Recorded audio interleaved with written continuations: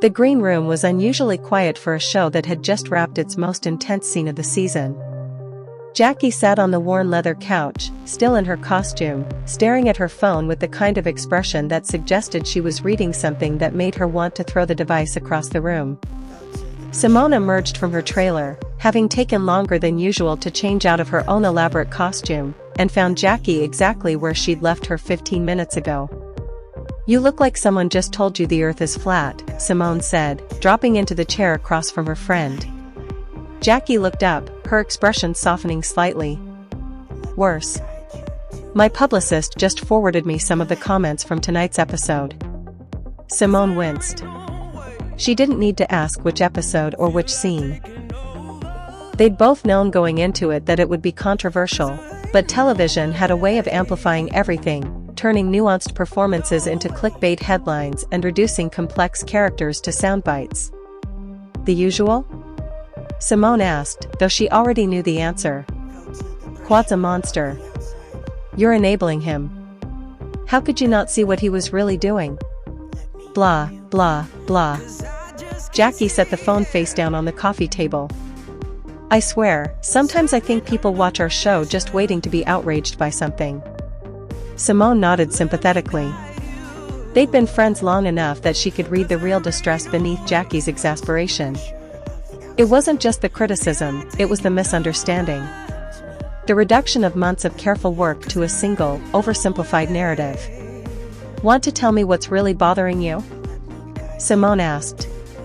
Jackie was quiet for a moment, picking at a loose thread on her costume sleeve. "Do you remember what I told you about my dad? Before we started filming this season?" Simone did remember. Jackie had been hesitant about taking on the role of Sarah, the character caught between her manipulative ex-husband Quad and her own journey toward independence. The parallels to Jackie's own history with her controlling father had been uncomfortably close. "I remember," Simone said gently. "I keep thinking about him when I'm playing scenes with Quad. Not the specific details, obviously, but..." Jackie trailed off, searching for the right words. "The way Quad operates, it's not like other villains I've played. He doesn't just do bad things because he's evil. He does them because he genuinely believes he's helping, that he knows what's best for everyone around him. That's what makes him so terrifying," Simone said. "That self-righteousness." "Exactly. And tonight's scene, the one where he confronts Sarah about her job, her friends, her choices, it felt so familiar. The way he phrases everything is concern. "I'm worried about you, Sarah. I just want what's best for our family." My dad used to say almost exactly the same things. Simone leaned forward. She'd seen the scene, of course, but hearing Jackie talk about it now, connecting it to her personal history, illuminated layers she hadn't fully appreciated while filming. "Do you want to tell me what he really said to you?" Simone asked. "Backstage, I mean. What you told me about how to play that scene?" Jackie looked surprised. "You remember that?" "Of course I remember that. You pulled me aside right before we shot, and you said something that completely changed how I approached the scene." "I was so nervous about it," Jackie admitted. "Because I knew if I played it wrong, if I made Sarah seem like she was just being ungrateful or dramatic, it would be a disservice to, well, to people like us." "People like us?"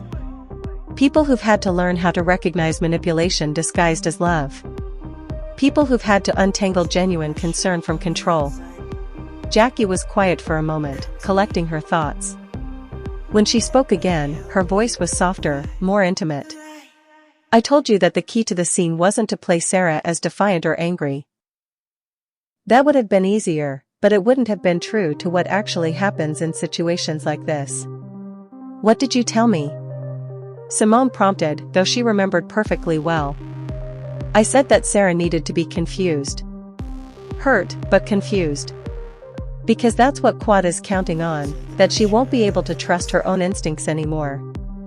That she'll start to believe that maybe she is being unreasonable. Maybe she is overreacting. Maybe she should just do what he wants because it would be easier than fighting." Simone nodded slowly. "You were right. That's exactly what I tried to show, that moment where Sarah realizes she's been gaslight but isn't sure if she's imagining it. Gaslight, Jackie repeated the word like it tasted familiar on her tongue. My therapist used that word a lot when I was first starting to figure out that my dad's version of reality didn't match mine. Did you ever confront him about it? Jackie laughed, but there was no humor in it. Confront him? God, no. He would have just turned it back on me. Made it about how I was being disrespectful, how I was hurting the family by airing OU. What else is bothering you? She asked. I keep thinking about all the comments saying I should have left Quad sooner, that Sarah's stupid for staying as long as she did. As if it's that simple. It's never that simple, Simone agreed. No, it's not. And that's what I wanted to show, that leaving isn't just a decision you make one day. It's a process. It's learning to trust yourself again. It's realizing that the person you thought loved you is actually invested in keeping you small and dependent and grateful for whatever scraps of autonomy they're willing to give you. Jackie's voice had grown stronger as she spoke, more confident in the articulation of something she'd clearly thought about deeply. That's what I was trying to show in tonight's scene, she continued. That moment where Sarah finally says, no, this isn't love. This is control. But I wanted it to feel hard-fought, not like some sudden revelation. You succeeded, Simone said firmly.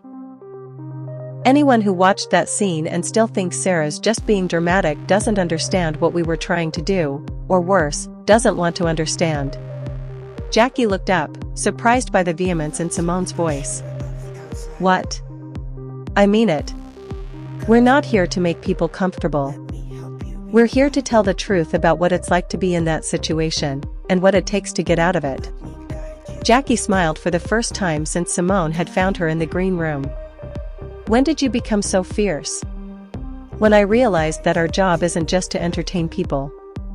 It's to help them see things they might not want to see. They sat in comfortable silence for a few minutes, the tension that had been building all evening finally dissipating. Do you think we'll get in trouble for this? Jackie asked eventually. For telling the truth? For making people uncomfortable? Simone considered the question seriously. Probably. But that's not necessarily a bad thing. Discomfort can be productive. It can make people think. I hope so. Because I don't want to spend the next few episodes just giving people what they expect to see. I want to keep showing what it really looks like. And you will, Simone said with conviction. Because that's what we do. We show people the truth, even when it's complicated. Even when it makes them uncomfortable. Jackie nodded, her phone forgotten on the coffee table. For the first time all evening, she looked like herself again, not the public figure fielding criticism, but the artist who'd taken on a challenging role because she believed in what they were trying to accomplish. Thanks, she said simply.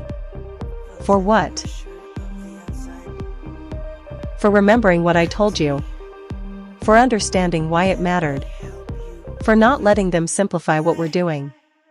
Simone stood up and pulled Jackie into a hug. That's what friends are for. And that's what good storytelling is supposed to do, remind people that the truth is always more complex than they want to believe. As they prepared to leave the green room, Jackie picked up her phone and turned it off without looking at the screen. Tomorrow, she said. I'll deal with the feedback tomorrow. Right now, I just want to remember why we're doing this. Simone smiled and linked her arm through Jackie's as they walked toward the exit. To tell the truth, she said. To tell the truth, Jackie agreed. And for once, that felt like enough.